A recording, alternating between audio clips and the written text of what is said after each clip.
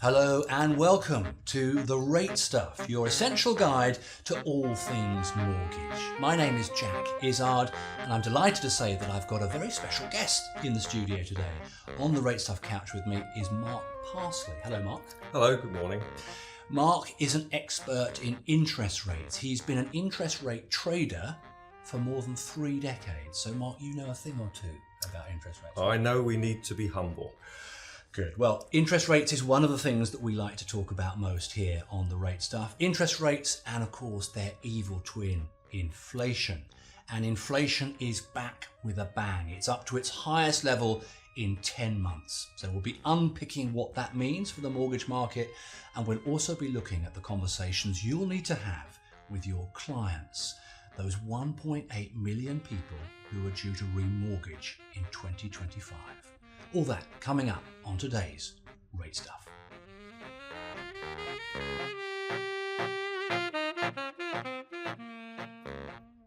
Okay, so let's dive into what's going on in the market. Only one topic to discuss today. It's inflation, because inflation matters for mortgages and it is back with a vengeance. CPI annual inflation jumped from 2.5% to 3% in January. Now, there were some one-off factors behind that. The introduction of VAT onto private school fees sent the cost of private education rattling upwards. That, of course, was one inflationary factor. But this is not just inflation on the rich, it's inflation across the board. Food inflation, which of course everyone feels, jumped from 1.9 to 3.1% in January. So inflation is going up across the board and there could be worse to come. Mark, the inflationary picture isn't very pretty right now, is it? The inflationary picture is worrying for several reasons. Principally, and I think the Bank of England said it, they're worried that inflation expectations are becoming anchored or entrenched in the economy, meaning people expect inflation. This is a big factor in managing inflation. Now, in terms of people's expectations, I wonder how closely linked that is to wages, because of course we saw wages cranking up throughout 2024 across the year as a whole. Average total pay up by 6%. That has got to feed into what companies charge now. If they're paying their staff more, they've got to charge their customers more, right? So is that going to mean there's more inflation coming down the track? Absolutely, absolutely. So where are we going to see the big pain points, do you think, in terms of inflation? We are going to see big pain from energy inflation filtering through across the economy. And I think we'll see food inflation.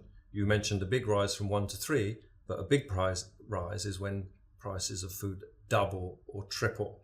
And it can. Remember that the UK is a net food importer. So we have a structural weakness there. Other things, of course, it could be that Britain now has to fund military intervention in Ukraine, certainly a big increase in defence spending. If the government is starting to spend more on defence, could that push up inflation as well? It will certainly push up the yield in treasuries and government borrowing, certainly. So, not looking good on the inflationary side. And of course, the reason inflation matters is because it's inextricably linked to interest rates. Interest rates are the mechanism that the Bank of England uses to keep inflation under control. Of course, the Bank of England's mandate, Mark, is to get inflation down to 2% and keep it there. Well, it's failing miserably at the moment, isn't it?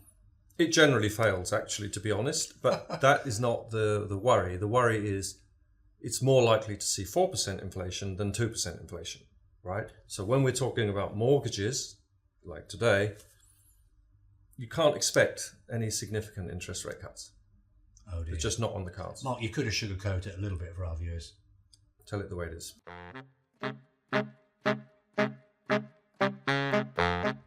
Time to zoom out and look at the big picture. Now, the big picture matters to us here at The Rate Stuff, not because we want to be economists stroking our chins and arguing about arcane economic theory, but because the big picture matters to mortgages. And of course, we've got this inflationary problem, Mark. How would you describe Britain's inflationary position right now? Well, as an emerging markets trader, I look for imbalances in countries, in economies.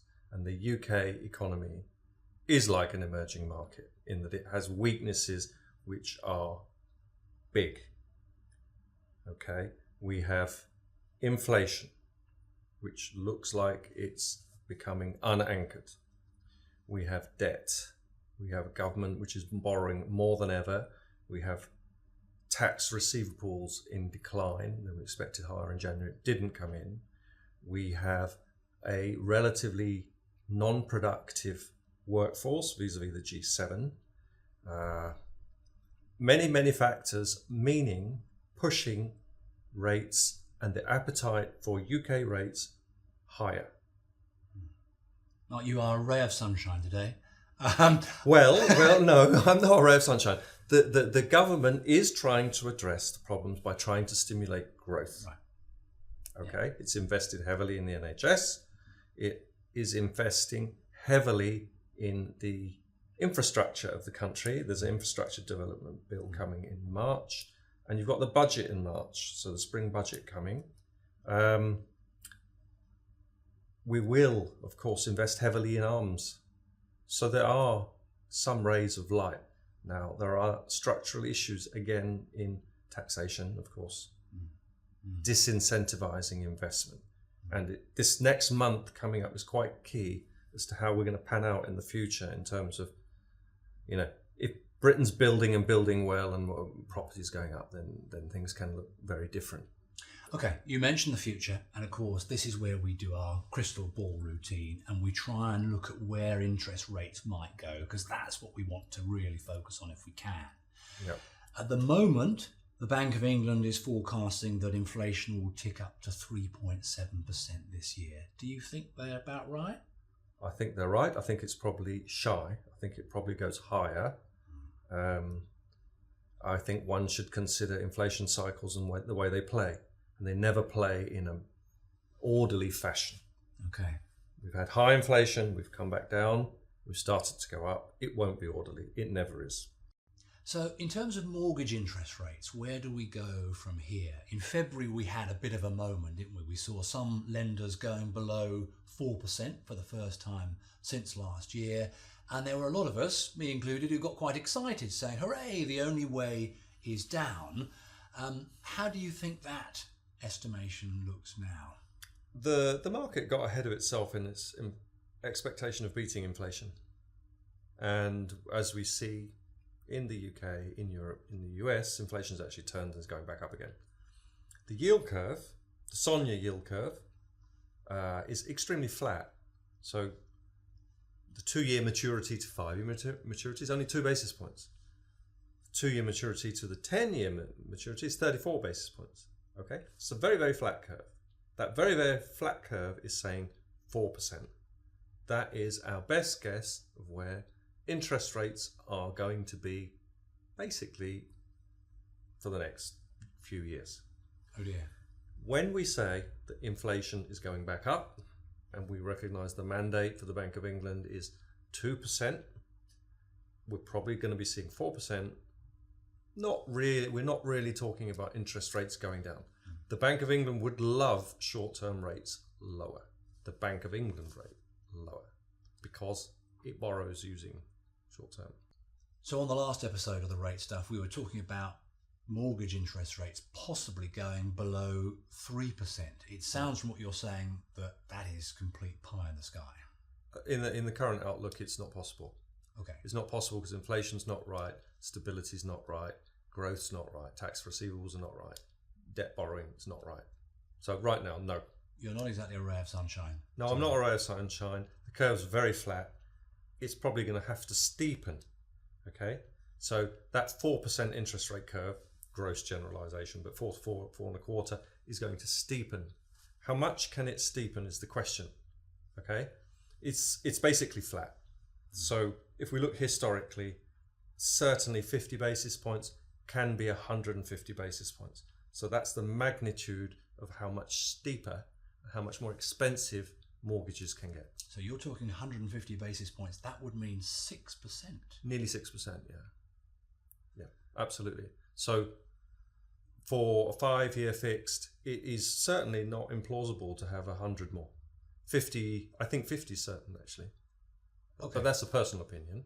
So there are going to be some difficult conversations for mortgage brokers and their customers in coming months, because UK Finance estimates that there are 1.8 million households due to come to the end of a fixed rate mortgage during the course of 2025. We assume most of them are going to want to remortgage. So if you were a mortgage broker, what sort of conversation would you be having with someone who's in that position looking to remortgage this year? I think as we speak, the incremental cost or the switching cost or the changing cost from the old mortgage to the new mortgage is about 2%. So that's an affordability subject. I would assume that people can afford the 2%. I would advise them to recognise spring budget, new government 2029 or not, same policies or not. So we're really talking about more of the same difficulties for the foreseeable future. So I think it's quite prudent to be swapping or fixing 3 years to 5 years. So you're talking about fixing longer term, not 2 years, maybe not even 3 years, but 5-year fixes. Yeah, absolutely. Absolutely. The curve is so flat. The way out for the UK is not a quick fix. I think the government says that. Keir Starmer always talks about a 10-year plan.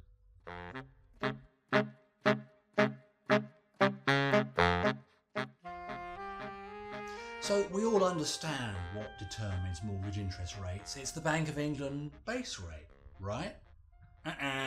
Actually, it's not. Swaps determine the interest rates for mortgages.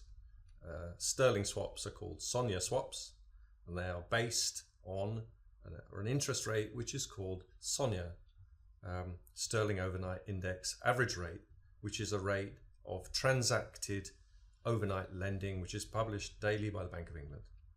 From that rate, we derive a complete curve all the way out to 50 years, and so banks borrow and lend money effectively for out to 50 years on this curve. This curve is used to price your mortgage. So it's a bit like the wholesale cost of money. It's the wholesale cost of money. Absolutely. So that's what lenders use to determine how much they charge their borrowers in interest. Of course, because it's their cost of funds. Mark, thank you very much indeed. That is great. You've bust one of the big myths out there. Now, I don't know about you, I feel a little bit like Neo in The Matrix, where he chooses the red pill over the blue pill. It's actually the movement in the swaps rate rather than the movement in the base rate that determines mortgage interest rates.